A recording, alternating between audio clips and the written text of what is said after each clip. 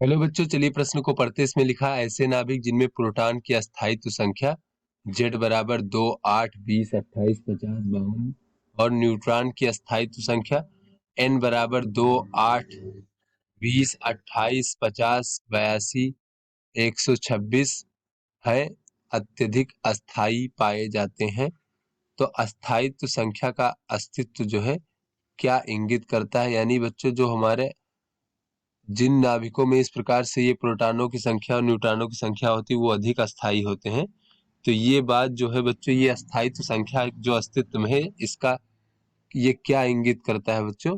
चलिए इस प्रश्न की मूल अवधारणा को हम देख लेते हैं। तो बच्चों इस प्रश्न की मूल अवधारणा इस प्रकार से है कि जैसा कि हमें पता है बच्चों कि जो हमारा नाभिक होता है बच्चों परमाणु में, इस प्रकार से इसमें जो है न्यूट्रॉन प्रोटॉन होते हैं बच्चों इस प्रकार से, और नाभिक के चारों ओर जो है ये इलेक्ट्रॉन विभिन्न ऊर्जा के कक्षाओं में जो है बच्चों इस प्रकार से नाभिक के चारों ओर चक्कर लगाते हैं। तो बच्चों हमें पता है कि नाभिक के चारों ओर जो इलेक्ट्रॉन होते हैं बच्चों, वो कुछ निश्चित ऊर्जा की कक्षाओं में ही चक्कर लगाते हैं, जिन्हें हम अस्थायी कक्षाएं कहते हैं, ना कि सभी ऊर्जा की कक्षाओं में।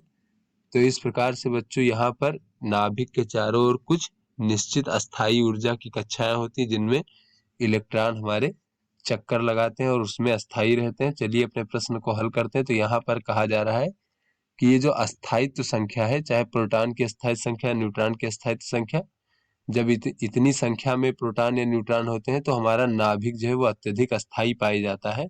तो अस्थायित्व संख्या का अस्तित्व जो है क्या इंगित करता है। तो बच्चों यहाँ से अगर हम देखें तो अस्थायित्व संख्या बच्चों अर्थात कोई एक निश्चित अगर संख्या है, तब जो है हमारा नाभिक अधिक अस्थायी रहेगा। तो यह इस बात को अंकित करता है बच्चों कि जैसा कि इलेक्ट्रॉन जो है परमाणु में नाभिक के चारों ओर निश्चित ऊर्जा कक्षाओं में चक्कर लगा के अस्थायी रहते हैं बच्चों, उसी प्रकार से अस्थायित्व संख्या का होना इस बात का निर्धारण करता है बच्चों कि ये जो नाभिक होता है उसके भीतर भी ये जो है बच्चों अस्थायी कक्षा जैसा ऊर्जा का स्तर होता है बच्चों। तो यहाँ पर हम कह सकते हैं कि अस्थायी संख्या का होना यह इंगित करता है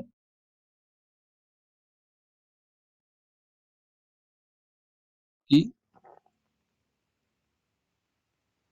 जो हमारा बच्चों नाभिक है, नाभिक के भी कई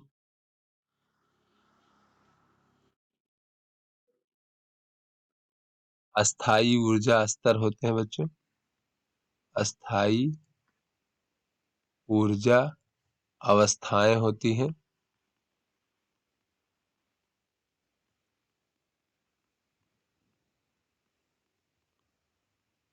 और ये कुछ निश्चित ऊर्जा अवस्थाएं होती हैं, जैसे कि इलेक्ट्रॉनों के लिए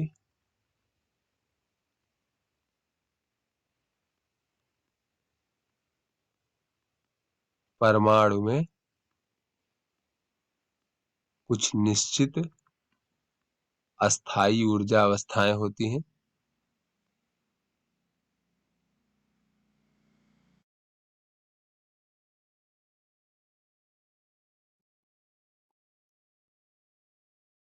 तो आशा करते हैं बच्चों ये आपको समझ में आ गया होगा। धन्यवाद।